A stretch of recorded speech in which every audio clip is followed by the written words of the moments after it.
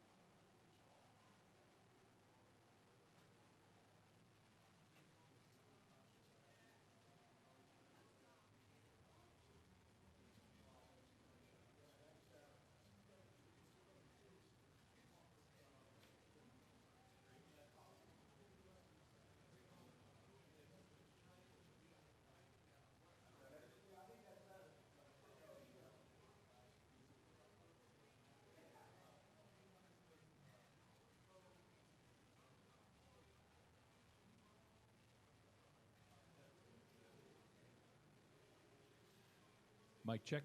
Mic check. 1, 2, 3, 4.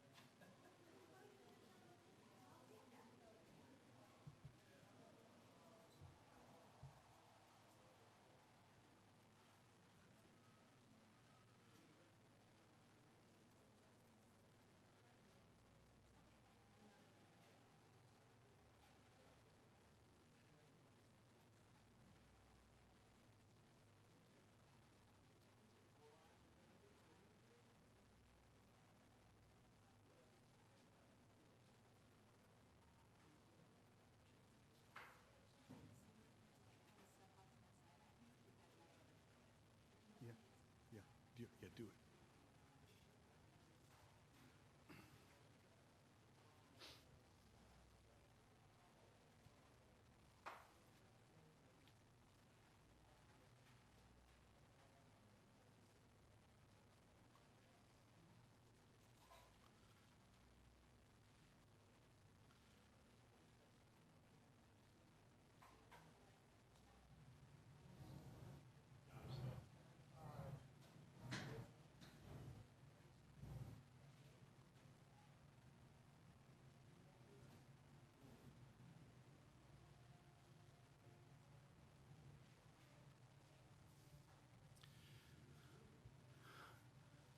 I'm going to give you one quick note here on the game that just concluded before the Wildcats come up to the podium.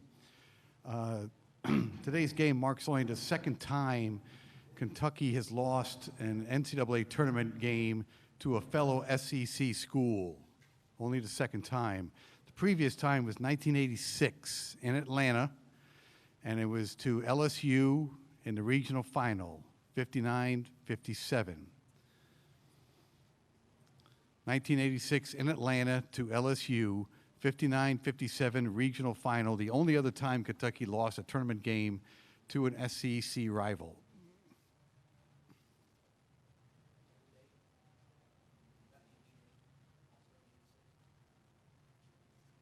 It was a regional final, yes. Leading.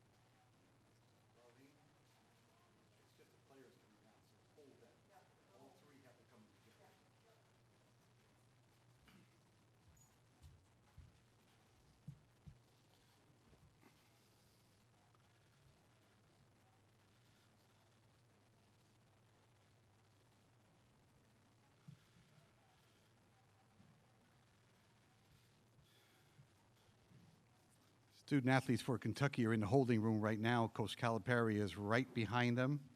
I know at this stage of the weekend, I do not have to remind anyone to silence their cell phones or to give your name and affiliation the first time you ask a question to a dais. I know you know all of that. No videotaping. I know you know all that.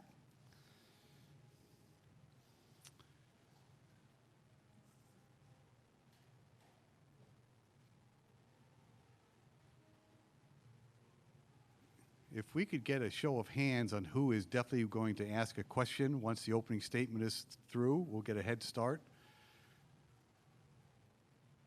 Okay, he'll be number one here. And that gentleman, when he comes in here, will be number 2, okay? So that's where we'll start, 1, 2.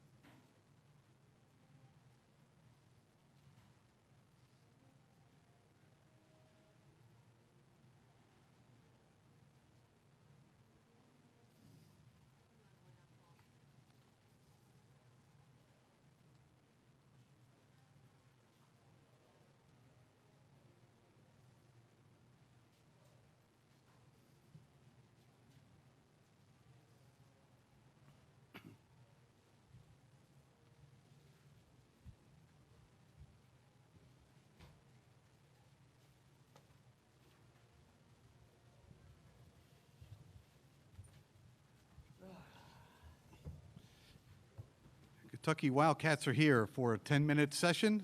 We're going to have John Calipari open up with a statement. We have Reed Travis and P.J. Washington with him. After the statement, we'll have questions for all 3 gentlemen from Kentucky. John, please. Congratulations to Auburn. Did what they had to win the game. They played aggressive. They played tough. They bumped, and it was a grinding kind of game. 2 of their guys had 50 points. You think about that. They deserved to win the game. We got outplayed, got outcoached, and still had a chance to win the game. I thought we were going to win the game the whole way until the 1 or 2 plays in overtime. Never entered my mind that we weren't going to win the game. Proud of these guys. Proud of my team. We didn't play particularly well, but give them credit for making us play poorly. First question's here. 2 is there. Sean Roney, Dos Mudos bilingual newspaper in Kansas City. PJ and Reed, defensively, did they do anything differently in the second half or overtime to take you out of the stuff that you normally like to do? PJ, first, please. They pressured us on defense. They tried to make all the catches hard, and they were boxing out and getting rebounds, and they just forced us to get one shot up, and they got back in transition and scored every time. Yeah, I just second that. A big part of what we do is rebounding, offensive rebounding. They just came out trying to be more physical, deny catches, so it was on us for letting them be effective at that. Right-hand side, gentlemen. Ian Eklund, AP Broadcast. PJ, can you just describe where the confidence level was going into overtime after such good, at regulation you guys played so well?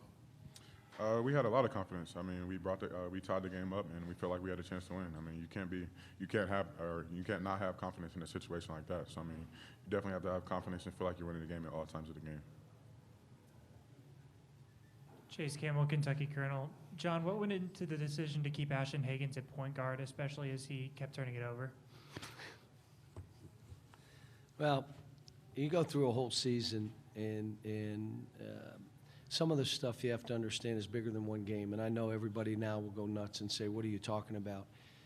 There are times you got to let guys play through stuff, and you got to get them to change on the run. And then they understand that the only thing they're trying to conquer is themselves.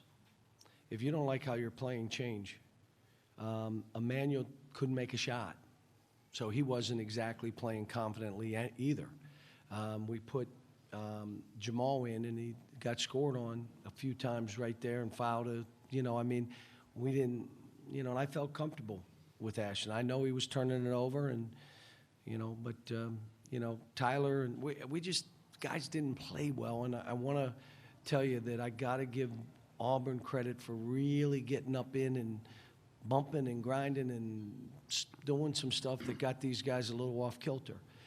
We were able to play and throw it inside, and I thought we did a good job to survive. But you got to have better perimeter play, and we have all year till today. Now, I'm going to give credit to Auburn. I'm not saying that that's why we lost. They made us play the way we did. But when you look at it, we held them to 40%, 30% from the three. We out-rebounded them by 4. We outshot them from the floor. They shot more free throws. This is and it's not because of officiating.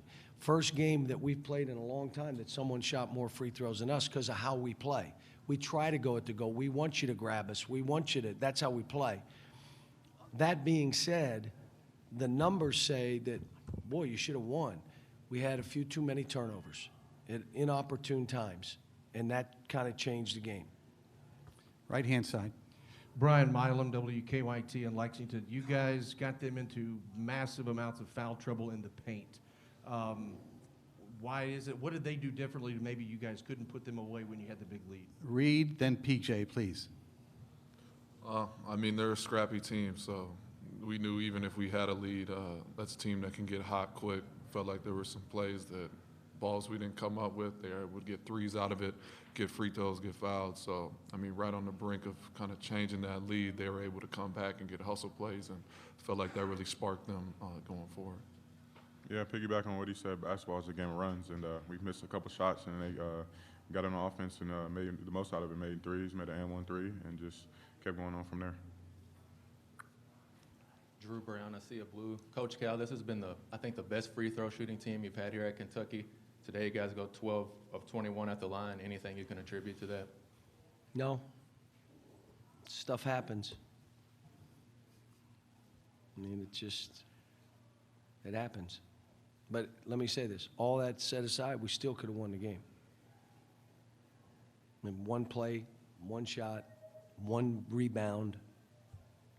I'll say this to everyone here. The hard thing when you're coaching young kids, like really young, that when we had 4 days to prepare for Houston, we could really dig down and drill and drill.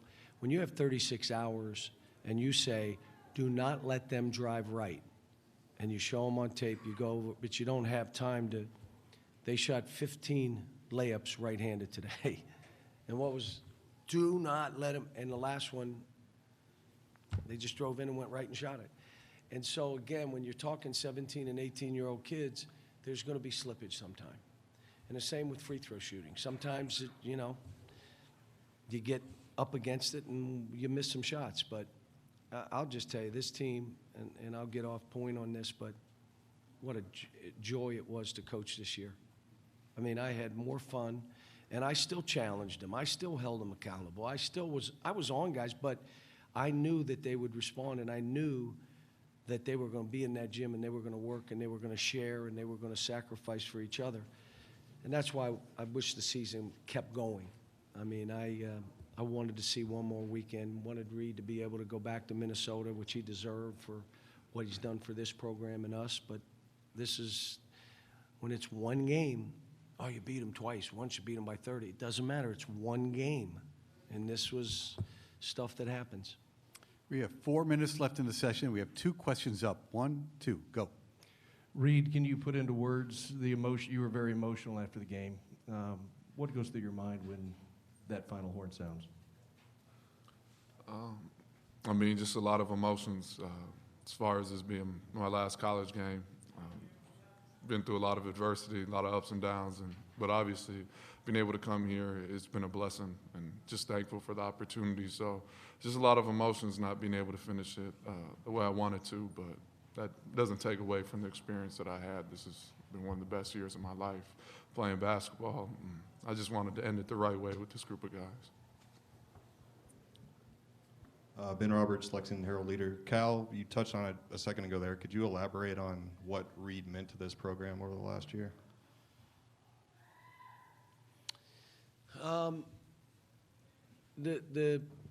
To have a guy come to this program and absolutely trust. We never promised him he'd start or how many minutes. I don't do that. But having enough trust to know and enough faith in himself to come here and then, through the ups and downs of what we're doing, never change. What a great lesson if anybody else was watching, and all these young kids were watching. The other thing is, you know, it just shows that you can do the academics here, you can do the basketball here, you can be a great person, you can, and Kentucky fits that. But I just tell you personally, what a pleasure. And I got on him too now. What a pleasure to coach him. He responded, you know, with the injury.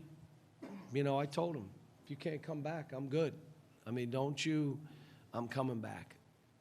And he worked and he did it, and you know, it just stinks. But this is part of sports. I mean, I feel sick for these kids.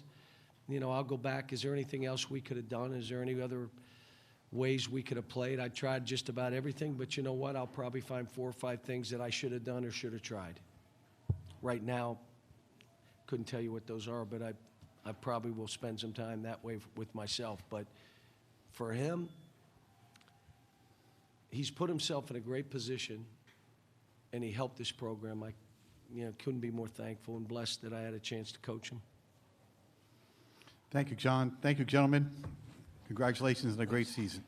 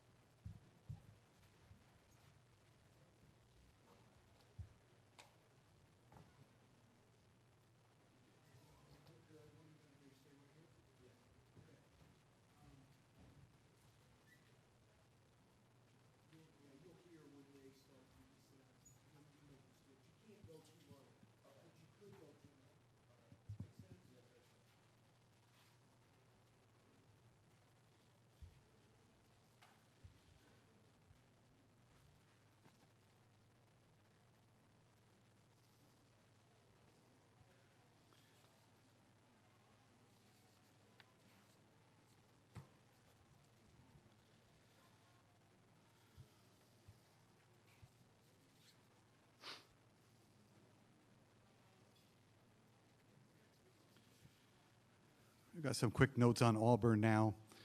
Auburn advances to the Final Four for the first time in school history. This also marks the fourth time, just the fourth time since 1979, a number 5 seed will play in the Final Four. The Tigers joined Butler in 2010, Florida 2000, Indiana 2002. Since 1985, number 5 seeds are now 4-0 against number 2 seeds in the Elite Eight. Number 5s are 4-0 against number 2s. This becomes the second time in the last 3 years that multiple teams, Auburn and Texas Tech, in this instance, will be making their Final Four debuts. Second time in 3 years. Last time was 2017, Gonzaga, South Carolina.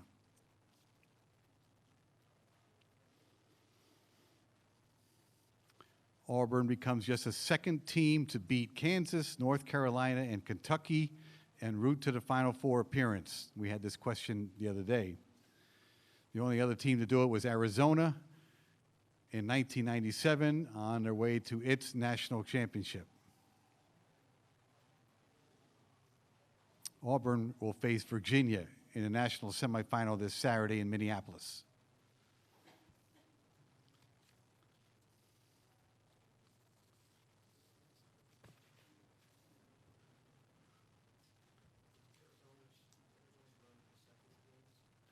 doesn't say that. Probably, yeah.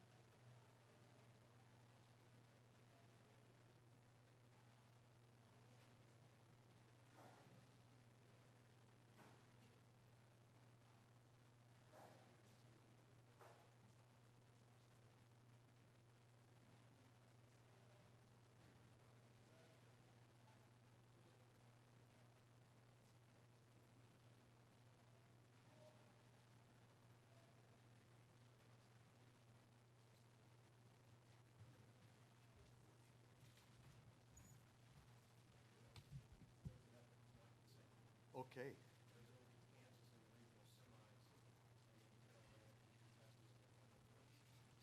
It's tough to do.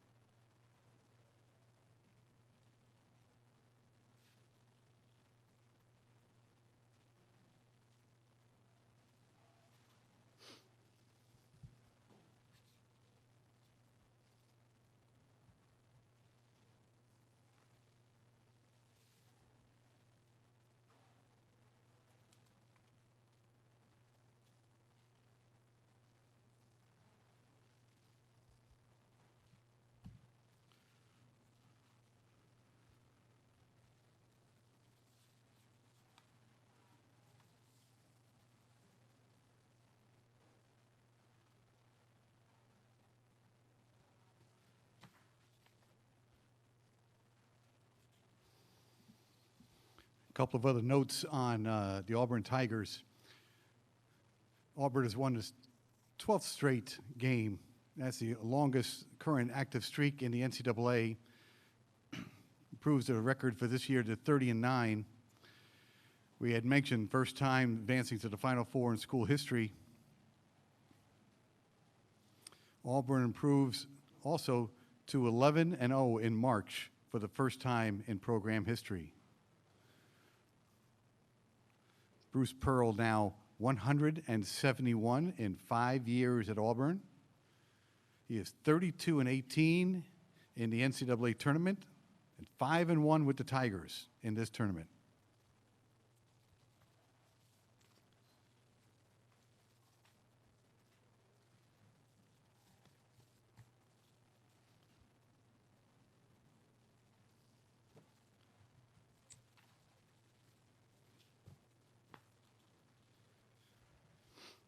Again, if we can identify people who definitely want to start off with questions, we'll take one here, that'll be two, and then we'll come back to first row for three. 1, 2, 3. Thank you.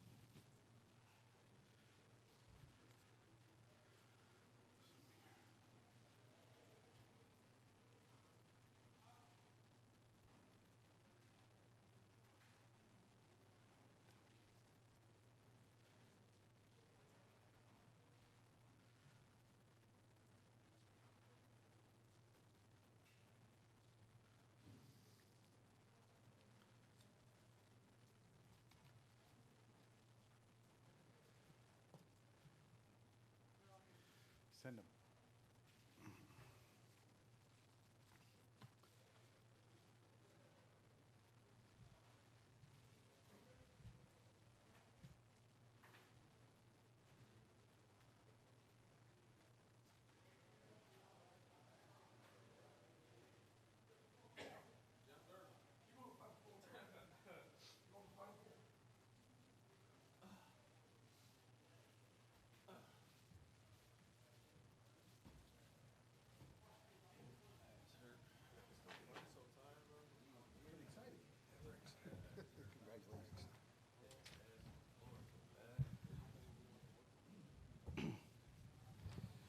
The Auburn Tigers head to the Final Four are with us.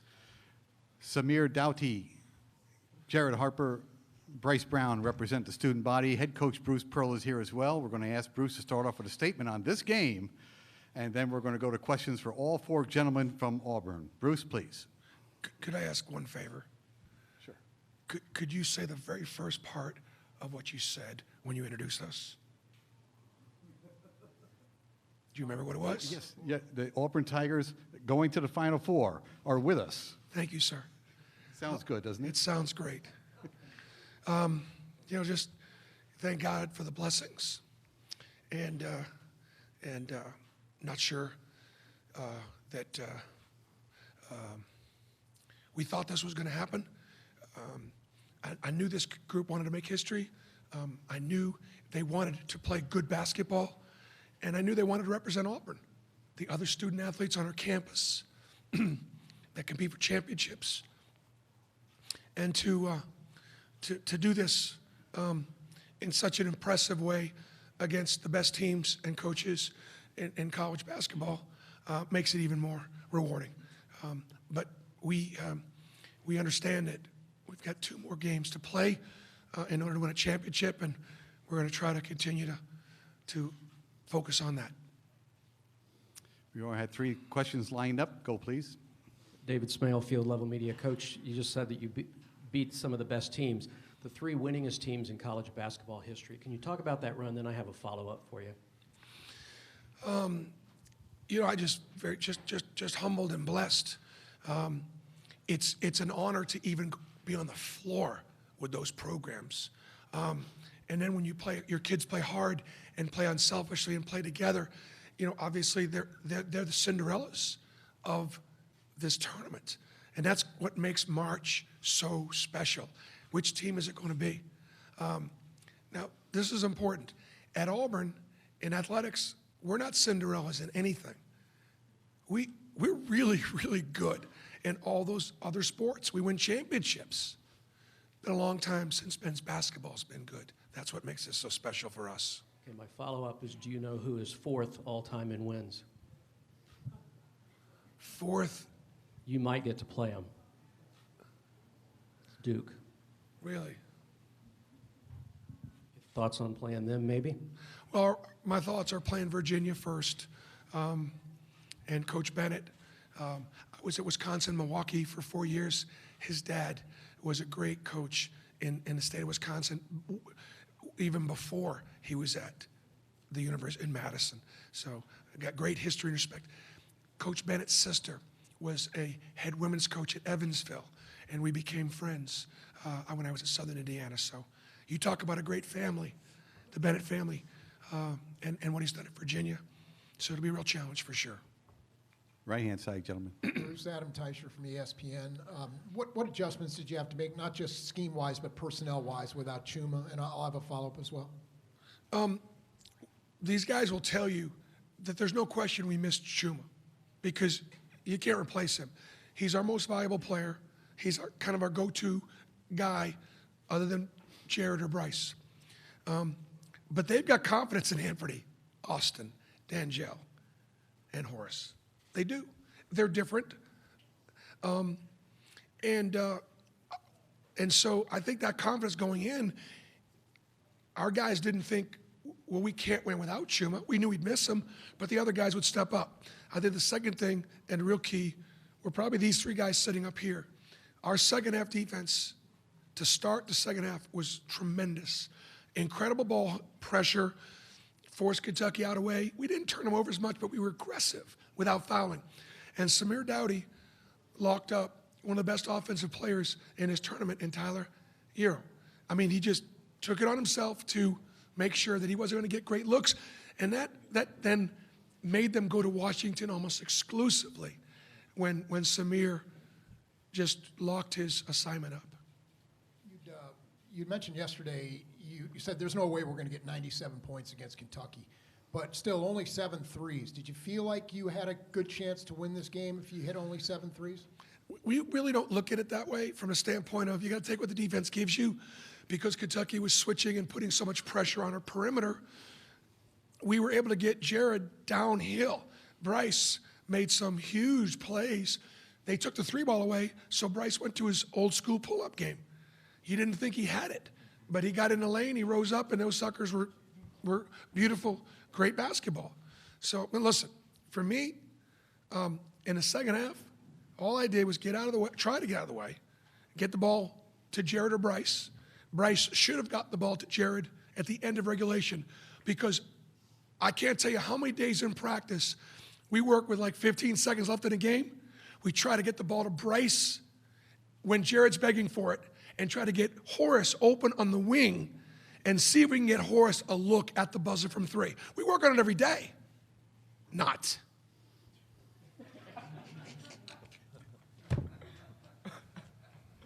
I thought he was going to pass it back to him. But hey. Welcome to my world, right? Go right here. Thanks. Sean Roney, Dos Mundos bilingual newspaper in Kansas City. Jared and Bryce, kind of going back to what Coach had said about taking away the 3, it also seemed like when the 3s weren't falling that you took it upon yourselves to be able to drive and attack the rim. Just in what ways do you feel like that you all were executing on the floor to be able to take those high percentage shots? Jared first, please. I just think as a team we just look to make the right plays at all times, whether it's a 3 or a mid range or trying to get to the basket. Kentucky was trying. I feel like they were trying to limit our 3 ball tonight, and Kentucky's not a team that usually helps a lot off the wing. So we had to drive, get downhill, make tough 2s, and just continue to play our game. Yeah, same. Same thing with Jared said. I just took what the defense gave me. I tried to mix in and find my bigs when I tried to drive, but I seen that the defense wasn't stepping up. So I just tried to stop on the dime, pull up for my mid-range shot, because I knew they were running me off the 3-point line as well, and that looked to be one of the only shots I was able to get late in the second half. And I just continue to do what the defense gave me. Standing up on the left-hand side here. This question's for Jared. Joseph Goodman with AL.com. No one played bigger in overtime, the final 5 minutes. What was going through your mind at the start of the last 5 minutes of the game? I wouldn't just say just me. I feel like our team played well the whole second half, the whole overtime. I can't do what I did without having the support of my teammates and coaches. So it's just I was able to make those plays because of plays like Samir was making late in the game, just going and grabbing those 50-50 balls, those rebounds, and just how Bryce was playing offensively late in the second half. That gives me confidence going into overtime to be able to make those plays, because I have the same confidence in them to make plays. Dick? Yeah, Bruce. Bryce and Jared combined for 23 of your 30 points in the second half. That's something you probably have seen before, but this was as big a stage as they've done it with. Yeah. Dick, Jared Harper is not on the Bob Cousy watch list. He just isn't. And the question would be why. He's one of the best point guards, second team all-conference in the SEC last year. I don't think there was anybody talking in the preseason about the fact that this is one of the better backcourts in college basketball. And the question is, why not? Because they truly are, and they have been all season long. The thing you love about them is they're self-made guys. They both work as hard as anybody.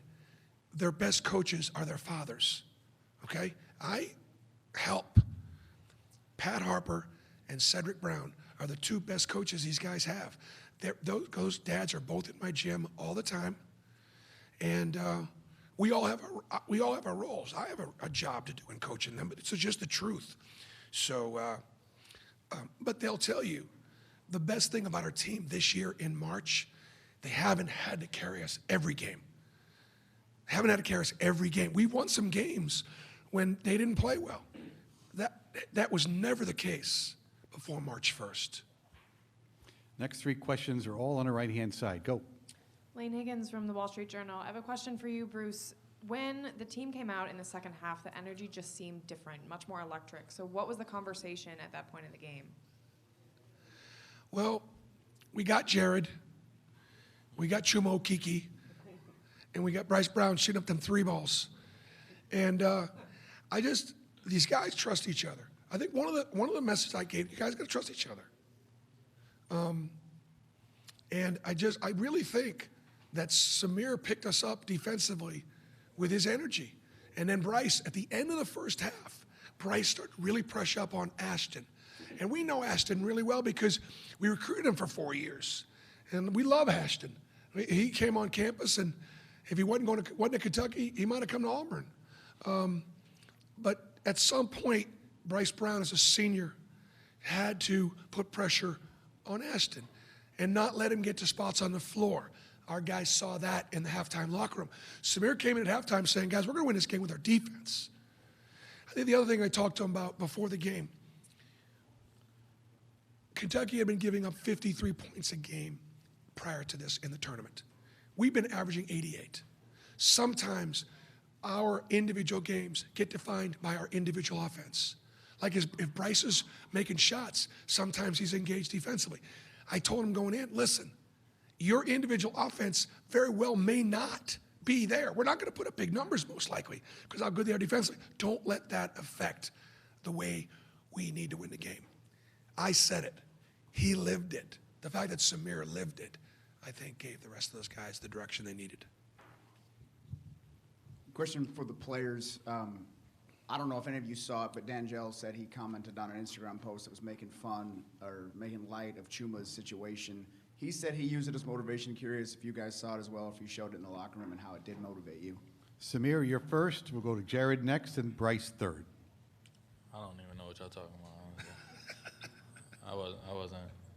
I'm really not too sure. Picture with like Chuma in the wheel thing. Oh yeah, I seen that this morning.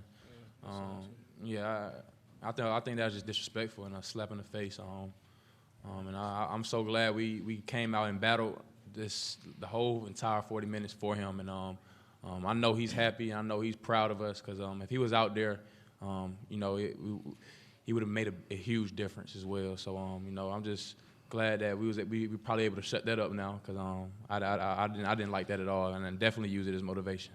Yep. Go. Joe Drape from the New York Times. When did Chuma show up, and did he talk to anybody, or how? Could you walk us through what happened there? Bruce? Well, I could tell you, I was in his room before the bus pulled out, and we left it up to Chuma as to whether or not he wanted to come to the game. And I thought he made a really good decision. It was his choice not to come. He's in some pain. He's going to have surgery Tuesday, and we're flying home tonight. The flying home tonight is going to be a lot for him to physically go through. So moving him to the gym, sitting him on the bench, and he was comfortable with that because he's a pro. He didn't have to be there, and he doesn't want the camera on him. He must have been watching in the first half. Did any of you guys ask him? Maybe they'll know. He had to be watching in the first half at the hotel and said, I can't stay here. I got to go. Did any of you guys talk to him about why he showed up? No, he told us before the game. Yeah, I asked him before the game if he was going to come. He said, I'm just in too much pain to come. That's what he said too. Yeah. That just goes to show how great of a teammate he is, honestly. Yeah. For him to show up, knowing how much pain he was in. Inside out, go. Nancy Armour with USA Today. Bryson, Jared, can you describe the shift in your mindset over here after that loss to Kentucky and Lexington? And Bruce, do you think that your team goes this far if you didn't have that loss and your talk with them about closing the gap on a team like Kentucky after that game? Let's go with Jared and Bruce first, and we'll come back to the head coach. Let you guys answer that. Go ahead, Jared. I just think We were playing, I think we played Arkansas the game before that. We played well against Arkansas. Went into Kentucky thinking that we were going to be able to win a game. I think we were playing well at that time. We were feeling like that was our next push to be able to play we're playing now. We ended up getting embarrassed that game. But coach came into the locker room after the game and said, let's not let this turn to 2, 3, 4 games. We tried to put that game behind us as fast as possible, learn as much as we could from it, and just move forward. Same with me. I kind of just try to put that game behind me as quick as possible. I know personally I didn't play well. Didn't let the game come to me a little bit. But, I already knew we were going to bounce back from that pretty well just because of the players we got in the locker room we have. I just knew we were going to be able to bounce back from that. So, I just put that one behind us and just try to win a few more. The thing about that game, Kentucky played great. We actually went. We had dinner the night before with my athletic director, Alan Green, and I told Alan, I don't normally do this. I said, I think we got a chance tomorrow in Rupp. You don't usually say that to your AD because then he might expect you to do it. But I was being honest with him. And then he was at the game, and he obviously said, boy, was Coach off on that one. But I came back to the kids and said, here's all we've done. We missed an opportunity. Do you know how rare it is to be able to go and bring a team to Rupp and have a chance to win? We missed an opportunity. Now let's just not miss the next one. We got to go to Georgia, and we got to win out here if we're going to get a good seed and have a chance to advance in a tournament. We won out. We got a 5 seed, and we're going to the Final Four. Dick? Yeah, Bruce, end of the game, you're at the podium. Chuma's down there. You said, Chuma, this one's for you. The next 2 are for Auburn. Can you kind of relive that for us? Well, I'm not this. I've gotten in trouble with my mouth before, so why not do it on a national stage? These guys will back me up, though, because I do believe in them, even though I'm on them pretty hard. Wanted to just recognize Chuma because these guys definitely did want to try to get this for him because the injury is so fresh. But then you immediately think about all the kids back home, all the athletes back home right now that are just fired up, and the coaches and our classmates. What an uplifting thing. So the next couple, if we can get them, would be for Auburn. I'm going to make one more statement on this, and this I think is important. We are not tired. The only 2 guys that have an excuse to be tired would be Bryce and Jared. They've played pretty heavy minutes all year long. They played heavy minutes all year long. The rest of us haven't. If you look at that stat sheet, I think it's 9 guys that played double-digit minutes. That's trust. Dr. Tom Davis taught me that. You don't shorten your bench in the playoffs or in tournament time. You trust the rest of those guys. We played our rotations. You got to trust them.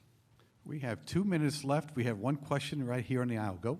So I wanted to ask about the strength of the SEC. And, now that there's 2 of you playing in this game that you win and a team in the Final Four, what does that say about the conference and just the strength of it from top to bottom? I think these guys feel prepared. We went up against great teams. Tennessee, Kentucky, and LSU were the 3 best teams in our league this year. They were the 3 best teams in our league this year. We started playing great basketball in March and won our tournament championship. And so therefore there's a responsibility to represent the SEC as its tournament champion and automatic qualifier. So it matters to these guys to represent the SEC. The quality of the game is better in the league. And we were certainly prepared. When we went up against the only ones you could compare, New Mexico State, Kansas, and North Carolina, the teams we had to play to get here were good and well coached also. We have a final question for the student athletes and the head coach who are going to the Final Four. Go. Ian Eklund, AP Broadcast. This is for Bryce and Jared. So basketball players live their whole lives dreaming of this moment. How do you guys feel now that you're going to the Final Four? Bryce first, please. It's you say, it's something you dream of. It's unreal. It was very emotional. I feel like this whole game, we really wanted to do this for Chuma and the Auburn family. They supported us so much, but just goes back to I feel like trusting each other and just doing what we needed to do to win the game. I just think this goes to a whole team effort. Coming in this season, our goals were to go to the Final Four and be able to compete for a national championship.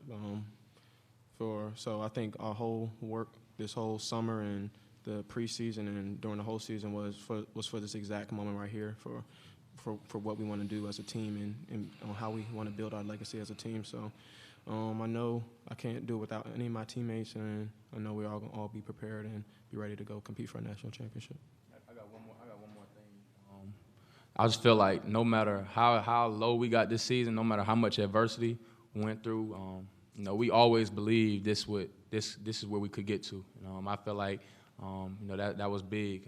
Just the guys in the locker room, we always believe, and we always live for this moment. I feel like. Thank you very much. That's a wrap. Congratulations. Thank you.